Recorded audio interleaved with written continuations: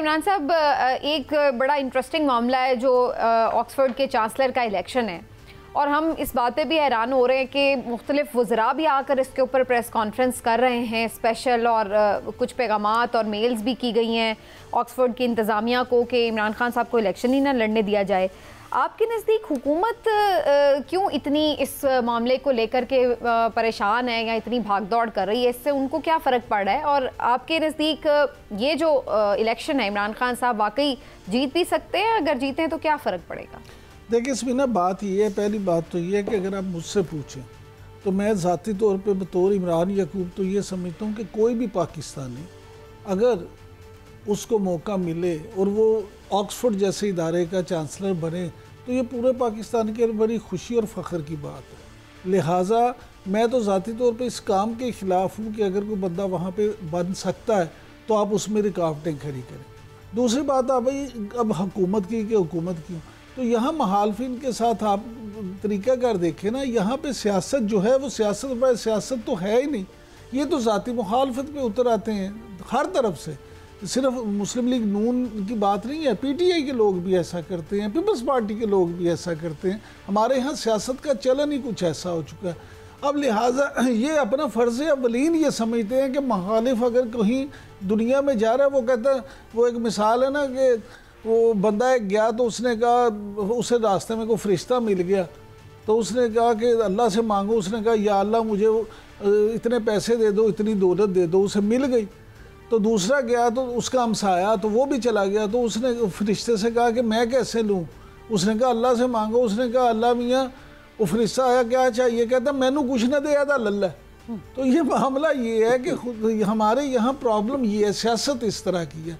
अब बाकी रह गई बात ये कि दुनिया में तो हमारे साथ वो जो करेंगे या बात देखें, वहाँ पे भी लोग इस बात को मुखालफत कर रहे हैं कि जी इमरान खान साहब जेल में हैं, उन पर ये इल्ज़ामात हैं, ये क्या, उन्हें तो हम करने दें। हम अपना गंद खुद ही सारा अपनी खूबियों की बजाय गंद ही साबित करेंगे तो इसका मतलब है कि हम तो नहीं चाहते कि कोई भी पाकिस्तान। वैसे भी हुकूमत वक्त जहाँ इतने सारे चैलेंजेस को देख रही है, तो बजाय इसके कि आप इस चीज़ के ऊपर आके अपना फोकस रखें कि अवाम के मसाइल कैसे हल करने हैं, दहशत गर्दी, बलूचिस्तान के वाक़यात, इस पे प्रेस कॉन्फ्रेंस करने के बजाय आप आके इमरान खान साहब को चांसलर के इलेक्शन के रोकने के ऊपर प्रेस कॉन्फ्रेंस कर रहे हैं, तो ये हुकूमत वक्त का करने का काम तो बजाय नहीं लगता। लेकिन एक फिक्र है सिर्फ कि मुझे आप ये बता दें कि यहाँ पाकिस्तान में प्रेस कॉन्फ्रेंस होने या ना होने से चांसलर के इंतखाबात में फर्क क्या पड़ेगा? बिल्कुल सही बात है। डॉक्टर साहब, आपके नज़दीक इमरान खान साहब चांसलर बन सकेंगे? और हुकूमत की इन काविशों के ऊपर हमने ये भी देखा कि डेली मेल में एक स्टोरी भी छपी है और उन्होंने कल इस पे बड़ा एक पूरा हमने देखा, खुद प्रेस कॉन्फ्रेंस भी की। डिसग्रेस्ड का जो वर्ड था उस हेडलाइन में, उसको भी उन्होंने बड़ा हाईलाइट किया। तो ये इस सारी काविश को आप कैसे देख रहे हैं? कितना प्रॉब्लमेटिक है हुकूमत का ये सब करना? क्या वाकई इमरान खान साहब चांसलर का इलेक्शन लड़ सकेंगे? देखिए, इस तरह है, सिंपल सी बात है, वह तो इज्जो मंतशाओ वह तो जिल्लो मंतशाओ। अल्लाह ताला ने जब किसी को इज्जत देनी होती है, किसी की क्या मजाल के उसको बेइज्जत कर दे, और जब अल्लाह ताला ने किसी को बेइज्जत करना होता है, किसी की क्या मजाल को उसको इज्जत दे दे। अब मैं आपको बात बताता हूँ, मैं एक चीज समझाता हूँ। ये याद रखें, जो वेस्टर्न वर्ल्ड है ना, उनके वैल्यूज बहुत फर्क है। उन सबको पता है कि ये पॉलिटिकल विक्टिमाइजेशन अपनी जगह है, खासतौर पर ये जो इद्दत केस के लिहाज से पूरी दुनिया इसको थू कर रही है। अच्छा, अब मैं आ जाता हूँ कि जो वेस्टर्न वर्ल्ड है उसका क्राइटेरिया क्या है। ये याद रखिए, ये पहली बार है जिंदगी में कि ऑक्सफोर्ड का जो पहला चांसलर था वो छोड़ के जा रहा है, इस्तीफा दे रहा है, और ये पहली बार इलेक्शन हो रहा है और 2.5 लाख से ऊपर लोग इसमें वोट डालेंगे।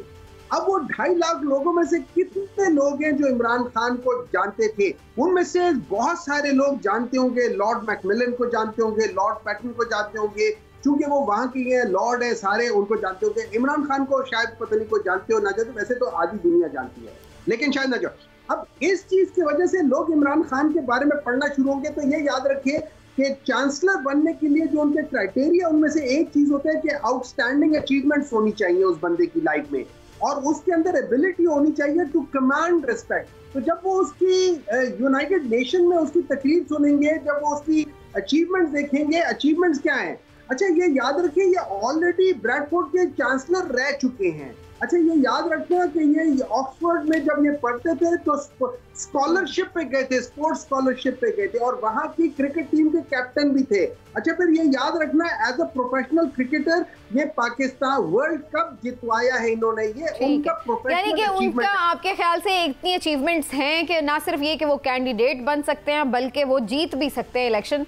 और आखिरी जी अगर आप डेली मेल का वो पढ़ ले उसमें किसी जगह डिस्ग्रेस की बात नहीं हुई है। अगर आप डेली मेल पढ़ ले जो कमाल सुल्तान ने लिखी हुई है उसके ऊपर स्टोरी, उसके अंदर ये लिखा हुआ है कि किसी ने ईमेल भेजी है उसको। अच्छा फिर जब हम ईमेल खोल के देखते हैं कि वो कौन है और उसकी लैंग्वेज क्या है तो हमें पता चलता है चिट्टा अनपढ़ गंवार बंदा है, उसका नाम है खुर्रम पट। उसने जो लैंग्वेज लिखी है उसने जिस तरीके से लिखा हुआ है आपको लगता है कि ये ऐसा बंदा है कि जिसको चलिए ये तो अब ऑक्सफोर्ड की इंतजामिया नहीं डिसाइड करना है कि कितनी बात में कितना दम है, लेकिन बहरहाल डॉक्टर साहब आपके नज़दीक इमरान खान साहब चांसलर बन सकेंगे? और हुकूमत की इन काविशों के ऊपर हमने ये भी देखा कि डेली मेल में एक स्टोरी भी छपी है और उन्होंने कल इस पे बड़ा एक पूरा हमने देखा खुद प्रेस कॉन्फ्रेंस भी की। डिसग्रेस्ड का जो वर्ड था उस हेडलाइन में उसको भी उन्होंने बड़ा हाईलाइट किया।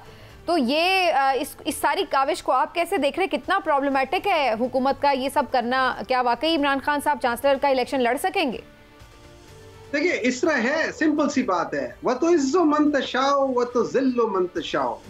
अल्लाह ताला ने जब किसी को इज्जत देनी होती है किसी की क्या मजाल के उसको बेइज्जत कर दे, और जब अल्लाह ताला ने किसी को बेइज्जत करना होता है किसी की क्या मजाल को उसको इज्जत दे दे। अब मैं आपको बात बताता हूँ, मैं एक चीज समझाता हूँ। ये याद रखें जो वेस्टर्न वर्ल्ड है ना उनके वैल्यूज बहुत फर्क है। उन सबको पता है कि ये पॉलिटिकल विक्टिमाइजेशन अपनी जगह है, खास तौर पे ये जो इद्दत केस के लिहाज से पूरी दुनिया इसको तू कर रही है। अच्छा अब मैं आ जाता हूँ कि जो वेस्टर्न वर्ल्ड है उसका क्राइटेरिया क्या है। ये याद रखिए ये पहली बार है जिंदगी में कि ऑक्सफोर्ड का जो पहला चांसलर था वो छोड़ के जा रहा है, इस्तीफा दे रहा है, और ये पहली बार इलेक्शन हो रहा है और 2.5 लाख से ऊपर लोग इसमें वोट डालेंगे।